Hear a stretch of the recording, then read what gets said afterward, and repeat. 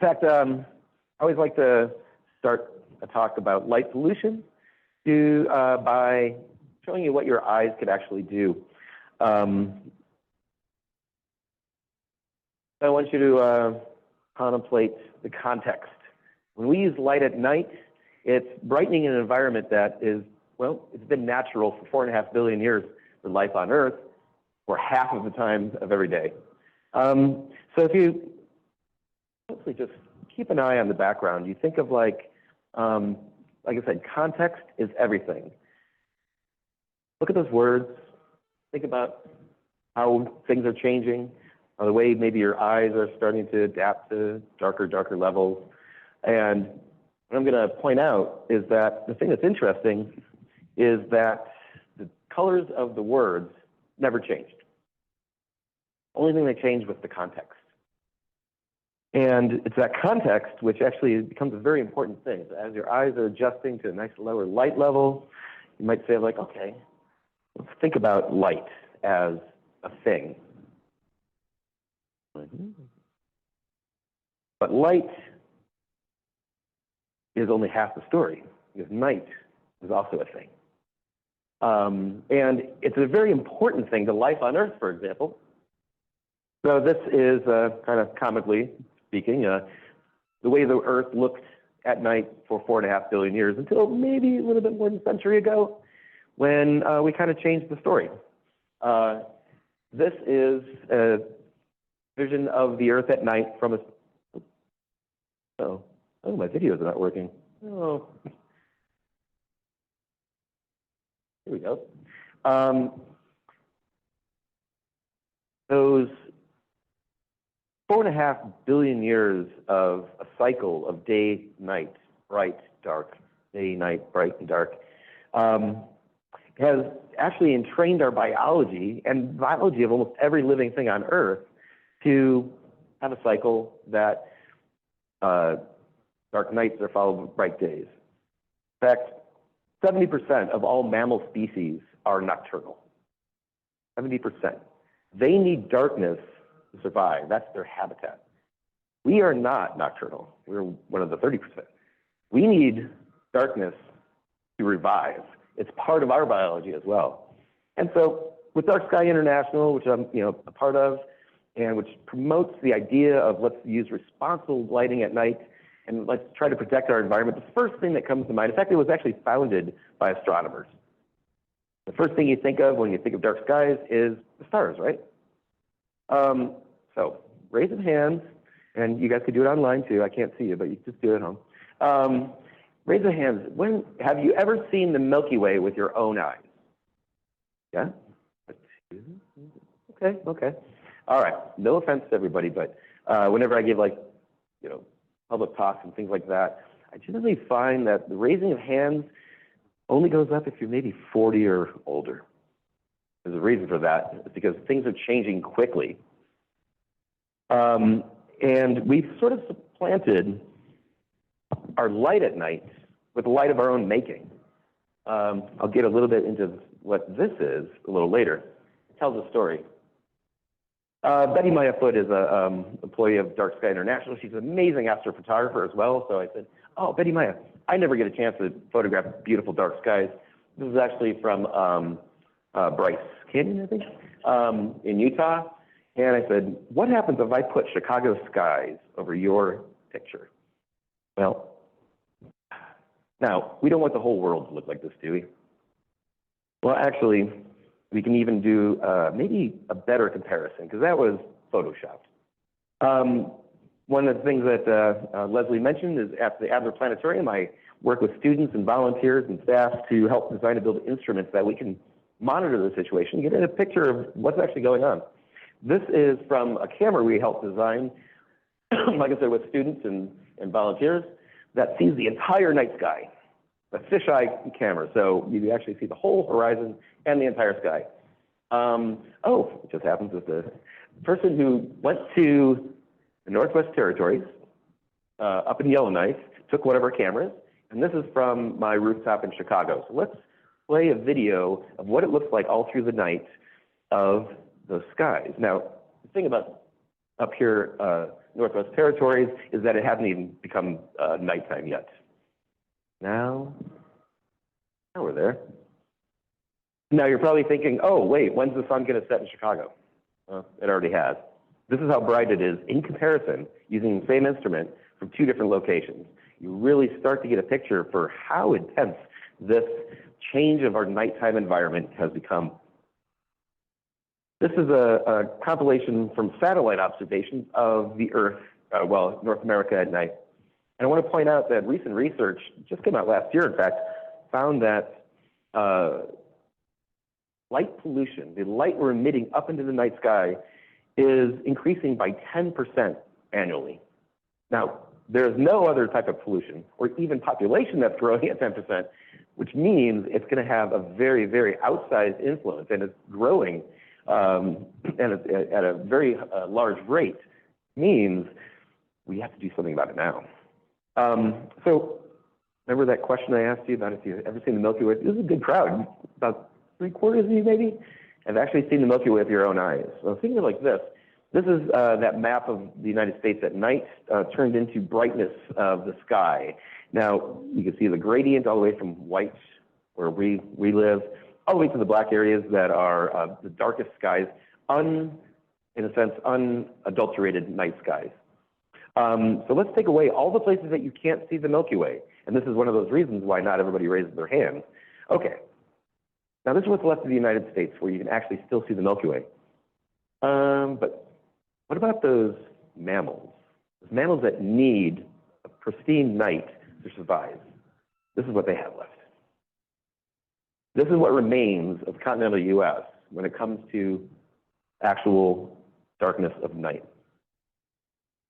You ever think of like wildlife, the impact of wildlife, light pollution on wildlife? First thing that a lot of people comes to mind, a lot of people, and it was a story that really, I think, really started taking hold in the 80s or 90s, was about fledgling sea turtles. As they hatch, first thing they need to do, so they're not picked off by prey or predators, is to make it to the ocean. Well, in a perfect night sky, perfect dark environment, what is the brightest thing in sight for someone on the lake or on a shore of an ocean? Good. Moon, yes. And would it be brighter over the grass or the dunes, or maybe the water? It's a perfect reflector. It shines, it glimmers. Even the starlight is enough to attract a baby sea turtle. Except when you start turning that around, the lights along a beach, it disorients them. Now, you think like, okay, I was always asked if anybody maybe afterwards can tell me when they first started hearing stories of this being something that it's in their consciousness. And I think it was about the 80s or 90s. I was doing some research for something we're writing right now. It's like, when did we first learn about this attraction from sea turtles? I actually found research from 1908 that showed, hey, we know this is happening. Well, it wasn't until the 80s or 90s that we started really addressing it. So we've known about this problem a long time, but a lot of it has to do with data. If we don't have the information, we're not going to have the, my clicker stopped working. That's okay. Now we're going to see, you know what? I have another video. I'm just going to have to skip by that. I'm sorry, guys. If I can skip this video. Oh. Cross your fingers. No, I don't think it's going to work. Oh, it's working. Okay. Now we have to go back. This is great because this is something that Annette, next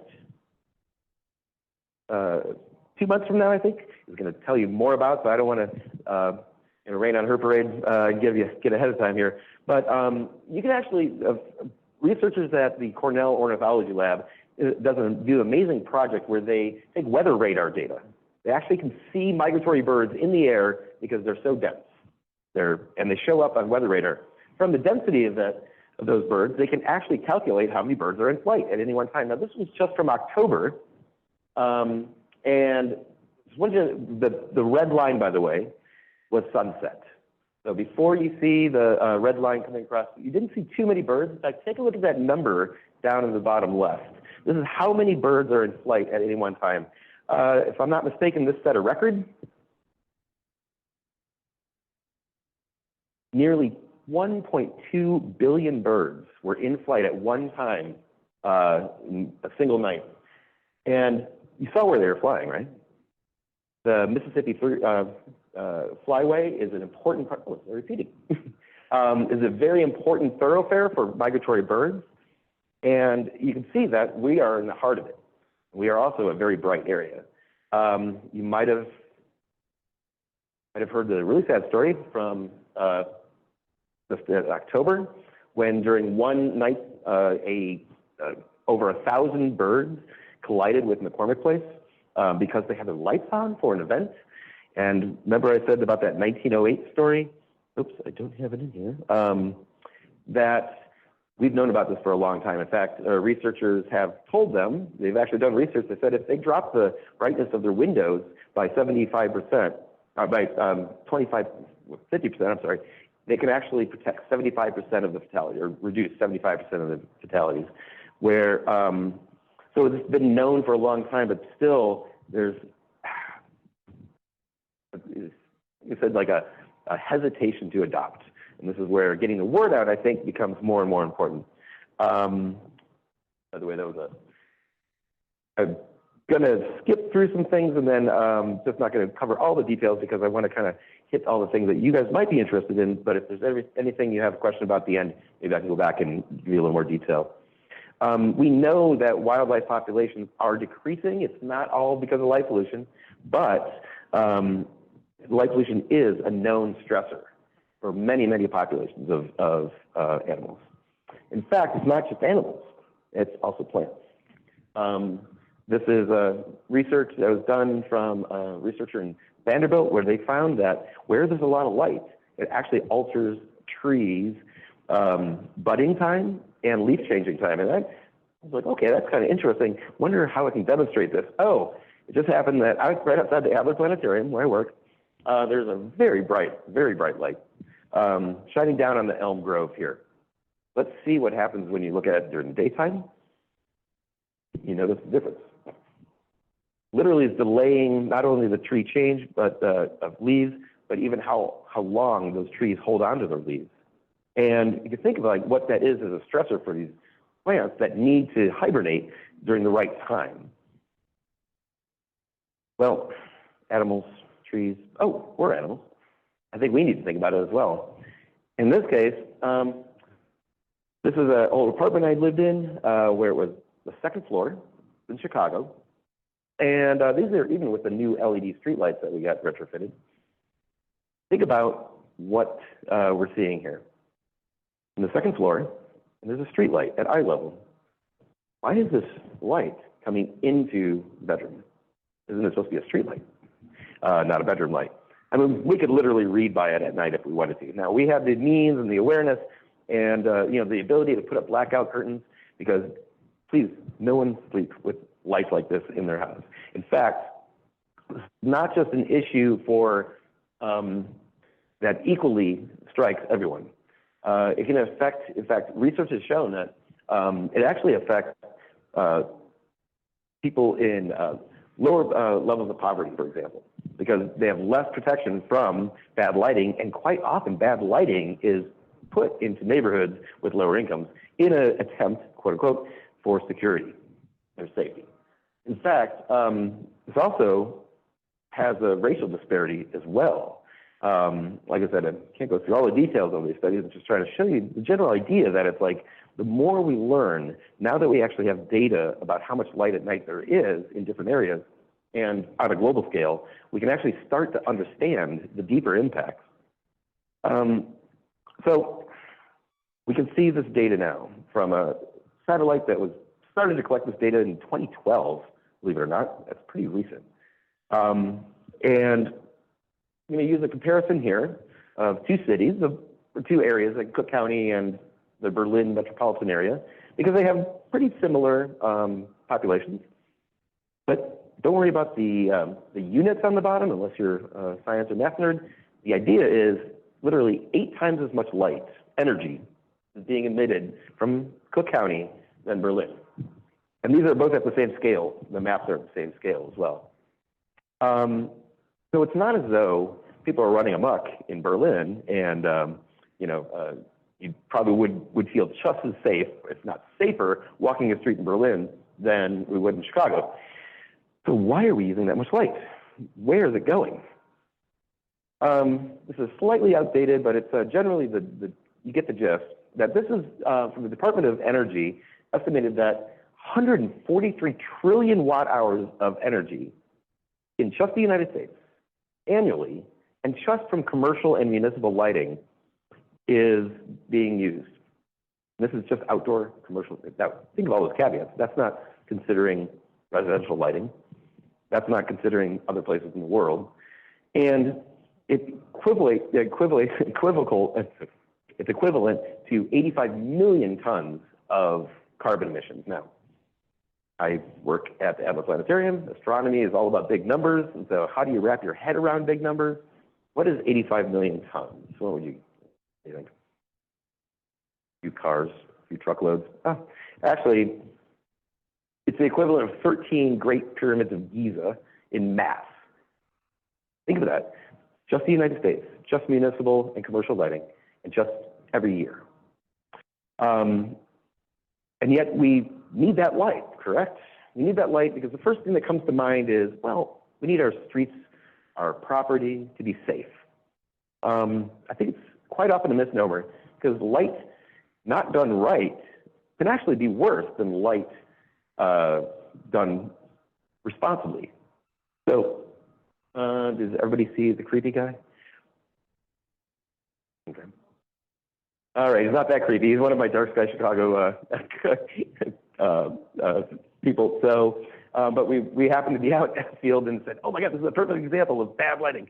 And because when you have light in your eyes, now our eyes are amazing tools. They literally have 9 orders of magnitude of sensitivity. I mean, think about it. You can see in broad daylight. Think how bright that is. And you could even see by starlight. You could take a walk in just starlight. Your eyes are that good. But that 9 orders of magnitude at any one time is only 3 orders of magnitude because you can't see all of that at one time.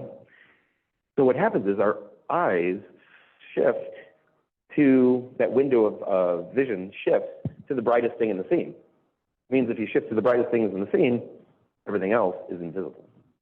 So that's why the glare from those lights causes actually us to not be able to see as well if it's done wrong.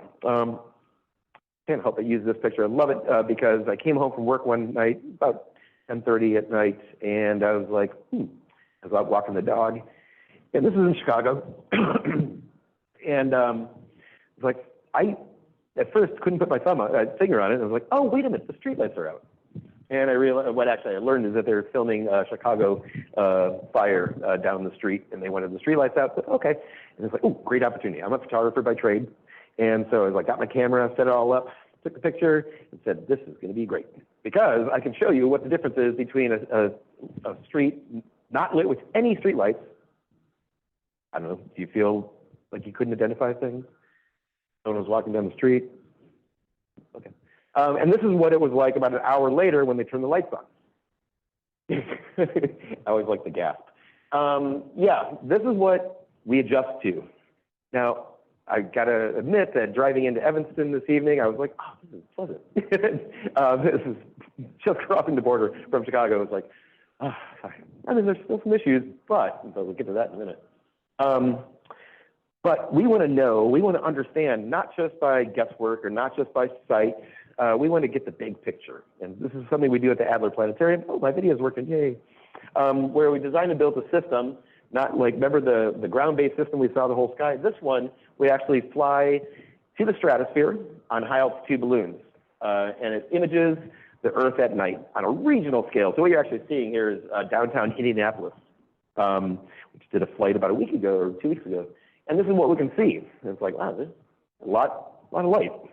But where's it coming from?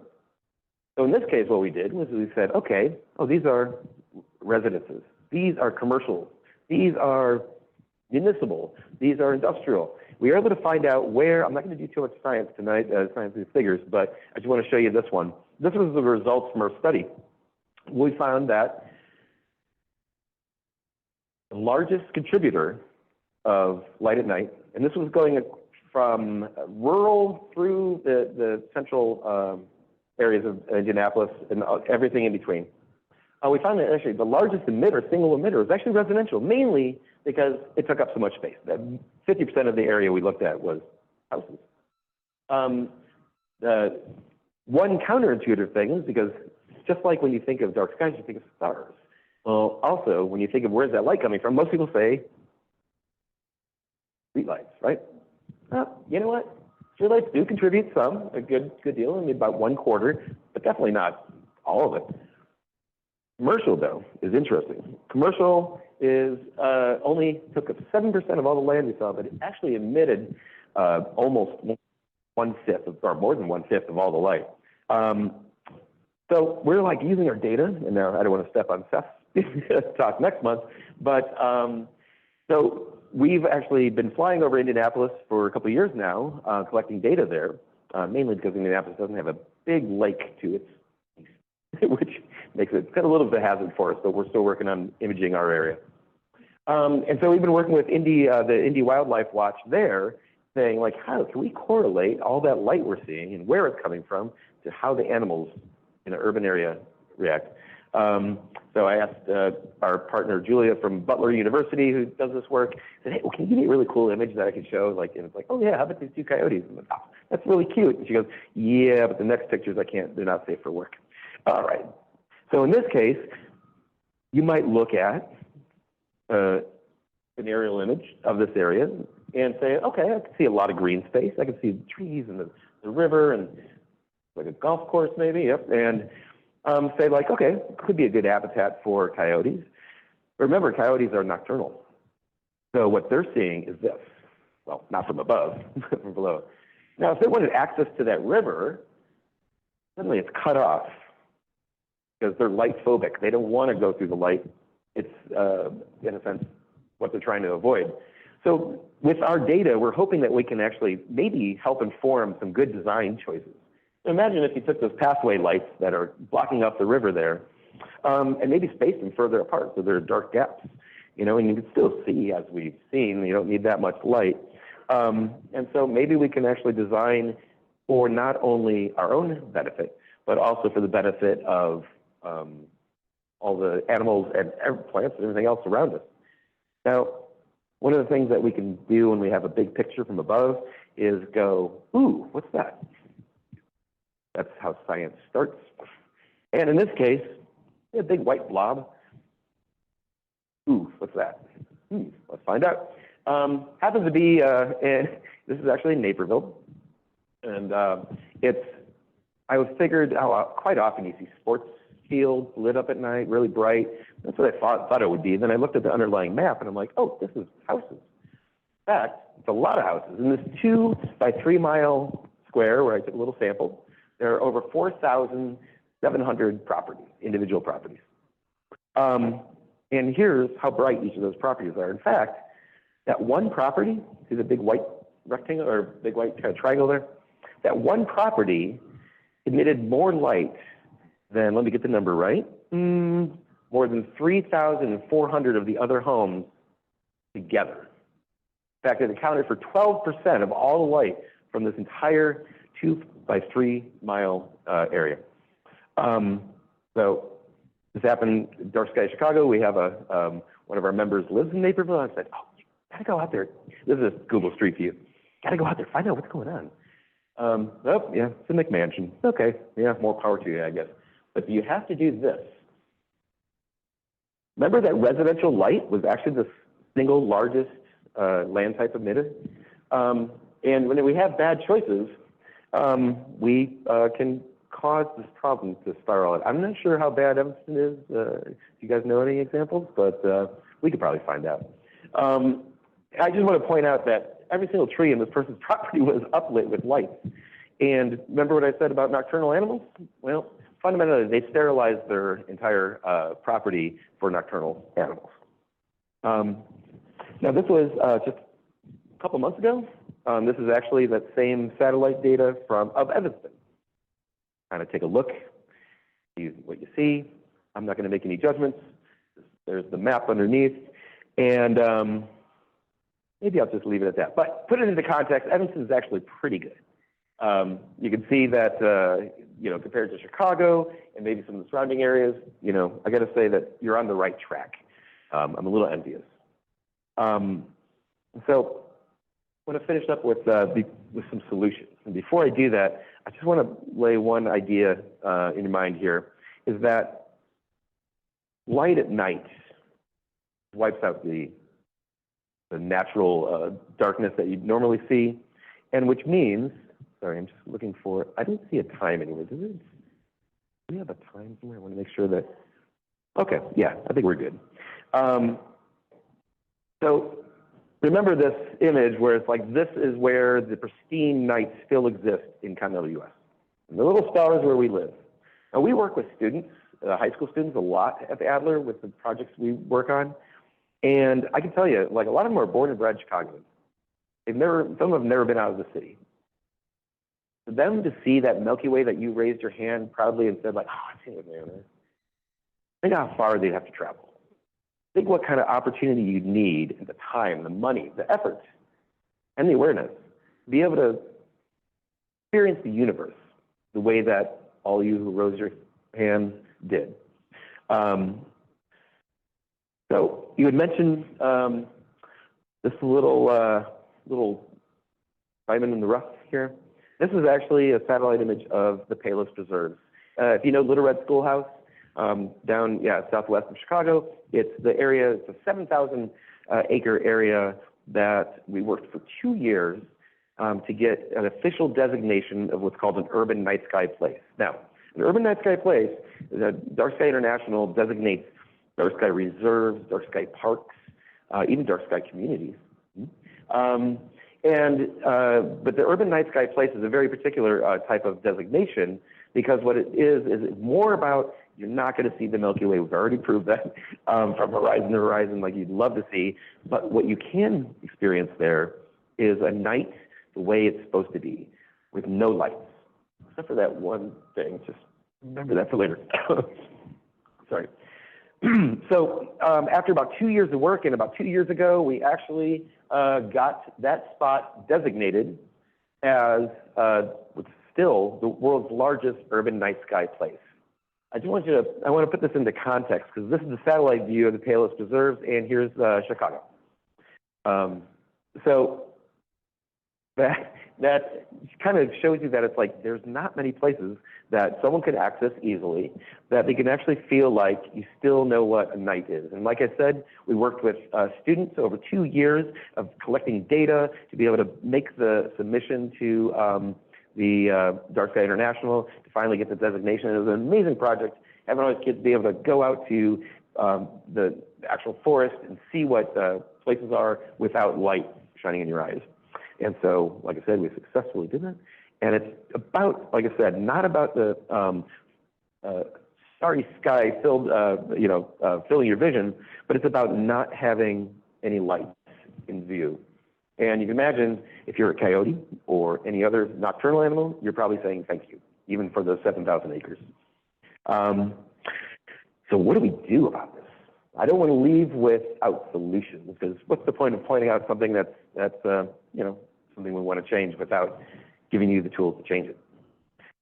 So DarkSky International, along with the IES, which is the Illuminating Engineering Society, worked on what they call the 5 principles of responsible outdoor lighting.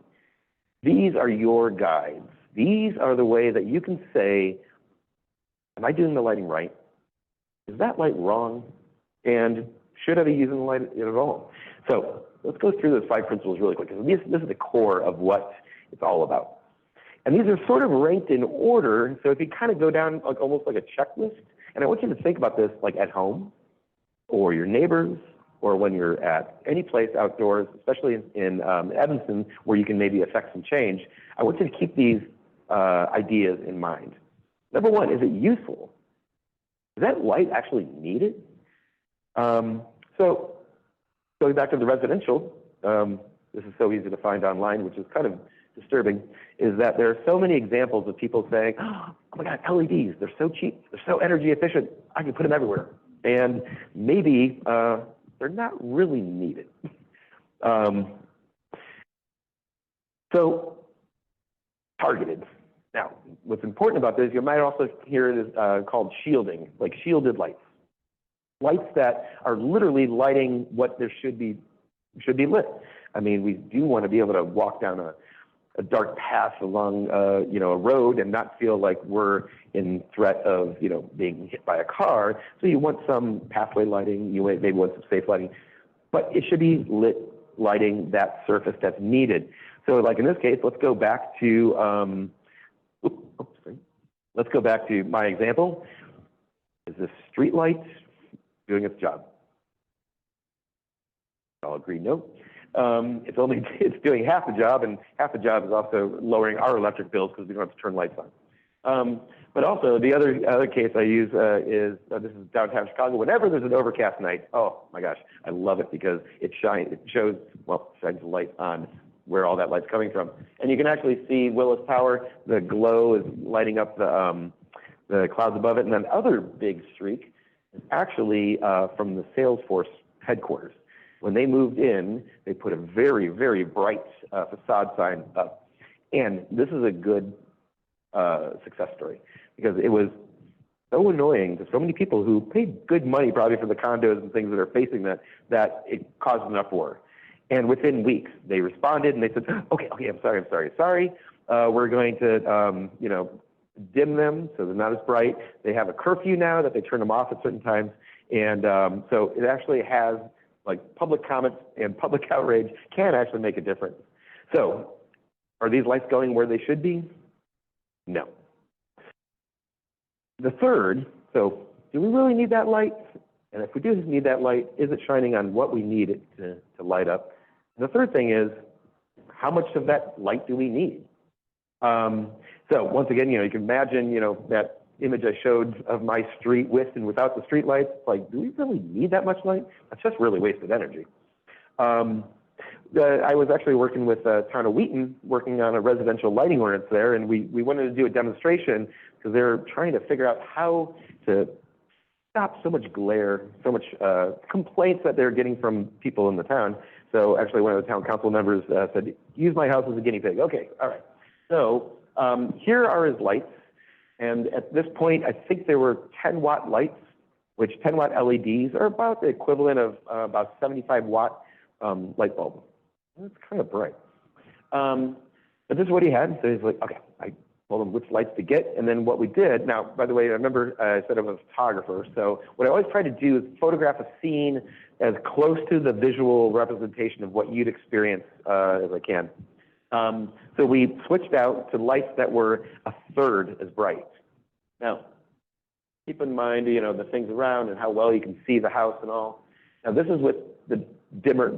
These lights are literally 3 times dimmer. But yet, I think, what do you guys think? Does it actually have, yeah, it's actually better. Once again, our eyes are amazing tools. Let them do their job. And yeah, and I would have recommended that you probably would shield those lights where it should be going. The ones for the staircase, okay, yeah, that's fine. You want to not trip and things like that. But when you lower those light levels, it actually makes the visual experience a little better. And this one other example, remember light levels. How bright are they? This is one of my fellow DarkSky Chicago members. She sent us this photograph. She's in St. Charles. And this is a forest preserve. And these are, and I was like, Valerie, why are you sending this picture where, it's during the day, right? And she's like, no, that's at night. Like, what? And this is a family or a group that was on a night hike through the forest preserve. And it just happens to be right next to a juvenile detention facility.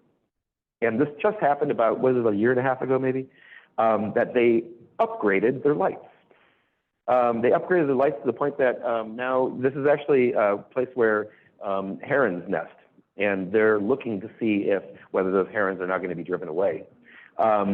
Did they need that much light? In fact, once again, think of that security aspect. You have a lot of light in your face. you're probably not going to be able to see beyond that. So, you know, imagine as soon as you get past the tree line there, you're going to be invisible because anybody in that light is not going to be able to see in that shadow. We're working with the Department of Corrections to see what we can do about that. That's one of the things we try to do at DarkSky Chicago is support people's efforts. All right. Okay, we need the lights. Because, yeah, okay, in this one case. And at least we're shining it where we need it. And it's not too bright. But here's the amazing thing about modern technology. Lights these days, especially LEDs, are so energy efficient. That's great. That doesn't mean you should use a lot of them. But they're also very controllable. Everything from motion sensors to timers to dimmers. There's so many controls that you can put on lights that actually improve the situation. So, for example, at the Adler Planetarium, we during the pandemic, actually, we installed what's called the telescope terrace, and you see it over there. And we also came back from pandemic, which was weird because when we were being closed for almost a little more than a year, I think, and they had installed all new lights in the parking lot next to the Adler Planetarium, and they are bright. They didn't ask us. I wish they asked us. But the one thing is, after we said, hey, wait a minute, we have people here trying to look at the stars, and your bright lights are just really not helping out. So they were nice enough to say, like, all right, when you have an event, let us know, we'll turn the lights off. And this is actually what it looks like when they turn the lights off. Not too bad, right? In fact, I can still see, I can still walk down that sidewalk safely, and it's amazing how little light we really need. In fact, there's so much sky glow in Chicago and in our area that a lot of times you probably don't even need any light. All right, so we controlled those lights. Now there's a last element here, and it's, have any of you ever heard of like Kelvin, color, not the guy, but the color temperature? Yes, I got some here. It's a way, it's kind of a sledgehammer way to say, what color is that light? Not the best night metric, but it's what we got, and it actually works pretty well if you're going to be going to find some new light bulbs, for example. So, color, what is it about the color? Remember I said that about those health impacts? Well, you've probably heard of rods and cones in your eyes, right? Cones let us see color in bright daylight. Rods let us see in dim light, very, very sensitive. Did you know that we actually have 3 sensors in our eyes? Not rods and cones, but not only rods and cones, but another sensor. Like, wait a minute, how did we, and by the way, it was just discovered about 20 years ago, or a little more. So what does the sensor do if it doesn't help us see? What it actually does is tells our body when it's night and day. How does our body know when it's night or day? Not just about the light level. It could be a dark, cloudy day, or it could be a bright moonlit night. It's actually about the color blue. These sensors in our eyes are actually triggered mostly by blue light. This is one of the reasons. Oh, and the other thing is, what color is the sky during the day? Gray if we're in Chicago, but okay. Blue normally. So the sky is blue because blue light scatters, becomes like a light fog in the atmosphere. So you can imagine if you have a blue light at night, it's creating a lot of light fog in a sense, light pollution. Sky glow it's called. But also in our eyes, it reflects and causes glare in our eyes more so than warmer light. So that's why you generally want to be toward the warmer end of things in your lights. Now, there's a lot going on here, but I just really want to point out the reason why I put these 2 little blue arrows there. Here's the range from the very warm, by the way, high pressure sodium lights, which we're probably familiar with growing up, where, you know, the kind of orangey glow, those are even off that scale. We were so used to 1800K that it's like, there's no problem to us. But now we're all the way up here with lights you can get. The blue arrows, by the way, are there because that's natural daylight. Everything from sunset to the brightest daytime. And so which means if you have any light that's in that range, it's a trigger to your biology that is daytime. Stay away from 3,000 or so all the way up, because that is a trigger to your body that you were supposed to be asleep. And if you're like, well, how do I find that? Okay, remember, You ever look at modern light bulb little boxes? They have what looks like the little calorie content thing that you'd see on, package of food. And they tell you some very important things. First of all, that K, that 2700 K right there you go, we're good. You want to stay below 3000. Anything above 3000 is definitely, like I said, going the wrong direction. There's another thing you could also look at if you're interested. You can always take the brightness, which is a total emission of light, and divide it by the watts, and that tells you how efficient that light is. So this one, it's about 90 lumens per watt. You really want to get, modern technology is getting over 100, and we can actually we're hitting the barrier of almost getting closer to 200 in efficiency in experimental areas. So this is great because we're saving a lot of energy, but let's just not use it because we can.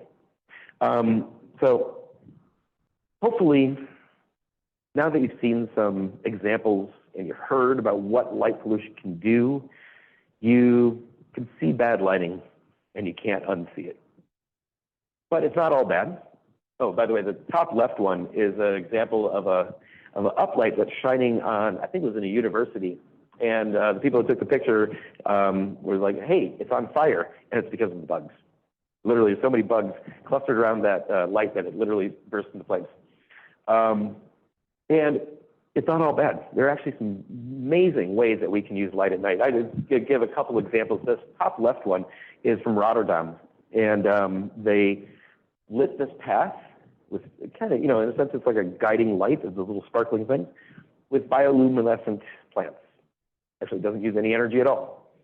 And then on the bottom left, that's actually an undoctored photo from downtown Flagstaff, Arizona. Now, Flagstaff, Arizona has a population of almost 100,000 people, and you can see the Milky Way from downtown. So it can be done. So hopefully, with all this in mind, we can stop ruining Betty Maya's photos and try to restore things back to the hope they could be. One addendum. This is kind of a new thing. Remember I said that little triangle of light, triangle of the Palos Preserves, and I said, oh, remember this for later? Because we don't want to just sit back and have it happen to us. We want to do something about it. Right now, it hasn't been, it's not official yet, but it's going to be submitted to a committee, hopefully in the next month or two, is a bill that we helped craft, and it's called the Responsible Outdoor Lighting Control Act. Hopefully, if it gets passed, and we need folks to call your state representatives, call your state senators, and say, like, put this on your radar. Think about this. This could be great. What it is something that anything that's going to be state funded, be it like a state building or a state project, even state-run roads, have to conform to, well, those 5 principles of responsible outdoor lighting. And if we can get this passed, we can actually start to make a real big difference. So, thank you.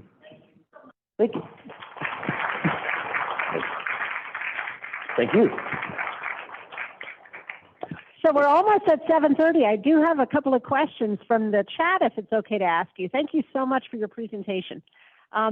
What about Christmas lights, holiday lights that are, increasingly everywhere? Follow those 5 principles. I don't want to be a Scrooge. I don't want to say like, hey, turn off your holiday lights. Right. But, you think about it, just be reasonable. And also, one of the key things is turning them off at some point. Don't leave them on all night long. That's, so, we got to be realistic. We still have to live in this world. We still want to enjoy it. So I would say just use those 5 principles of responsible outdoor lighting and limit how much you use. Right. Is lighting, a follow on to the same question, is lighting as problematic in all seasons? That's a good question. And I am, my team, trying to work to find out if that's true. One of the things is that we can actually look with our balloon missions, for example. We just recently did a flight a couple weeks ago over Indianapolis, and we're going to compare that without tree cover, because obviously the trees don't have those leaves right now, to maps we've done where there was tree cover, and see like how much that actually does make a difference. So big question mark, and that's why we're doing the science. Right. Yep. What about schools? One person asked about whether their school districts have lighting requirements that just blow the schools off the charts in terms of lighting? Okay, yes. In our research, what we did around Indianapolis, I can say that schools are way overlit. I don't know why. Now, I think it's a liability issue. They feel like if they don't like the school, someone's going to damage it, or there's going to be some trespass there and things like that. That's my guess. And now, I'm also a member of the IES, the Illuminating Engineering Society, and they have recommendations. They have, in fact, for all these, for example, for public parking lots, for schools and things like that, what happens is, I see often that municipalities where will go way over those recommendations, say, we're safe.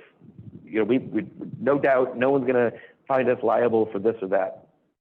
But those recommendations are there for a reason. They've been scientifically designed to actually be followed and to be safe. So I would recommend, if I'm sure any city has some sort of lighting engineer or someone like that, should be able to pull the specs and find the standards and say, this is what should be met. So. Right. Maybe one more question, except I'll ask the room. Motion sensors came up here. Sometimes I've had that actually with people in Evanston too, where having a motion sensor on might be better, but in a heavily trafficked area, his light is blinking all night to the neighbors. And this person on the chat asked about raccoons and coyotes are constantly triggering it. I was going to say raccoons. Yes. Yeah. They love triggering those. How do you deal with motion sensors? Part of it is, in situations, some situations, motion sensors aren't the right thing. The second thing is that it depends on the kind of motion sensor. There are a few different styles and technologies, but some of them can be pointed very specifically. And so, for example, if you had a motion sensor like on a garage, a light on a garage, sorry, probably need some water.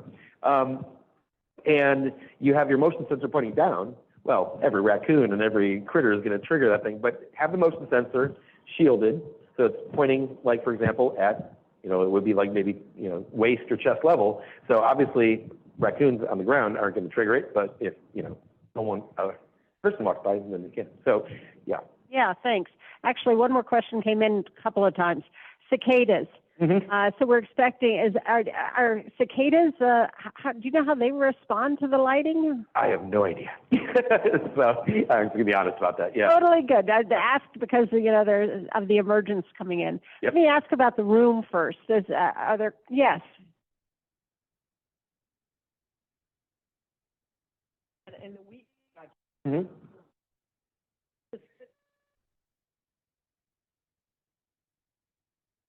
That's a good question. Actually, I don't know. I haven't followed up with them to see if they've received any more, complaints or things like that.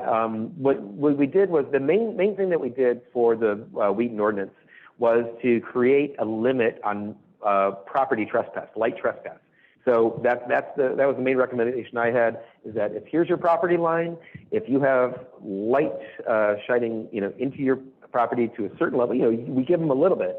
That's the equivalent of, like, imagine if someone just put a speaker in their window and blasts it out. It's like, well, it's not stopping at the property line. So that was the thing. So actually, that's a really good question. I should follow up with them to see if it's helped to improve the situation. And we hope that it has. So there are ways to address it, yeah. Thanks.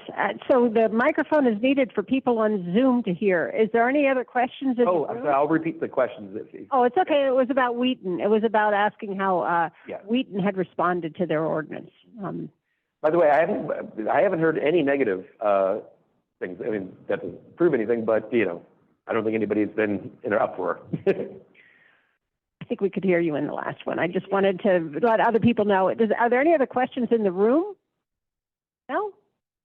Well, I think we should end because it's like perfectly on time, and we're setting our reputation here. Thank you so much. Thank you guys so much. Oh, and I forgot to mention the QR code, if you haven't seen this, is pretty much a link to DarkSky Chicago. If you want to get involved, or if you want more information about the legislation or about issues you have in your community or what your community can do, maybe you want to create an urban night sky place, or maybe Evanston being a dark sky community, give us drop us a line, and there's a info thing there, and you can actually fill it out, and we'll try to help you out.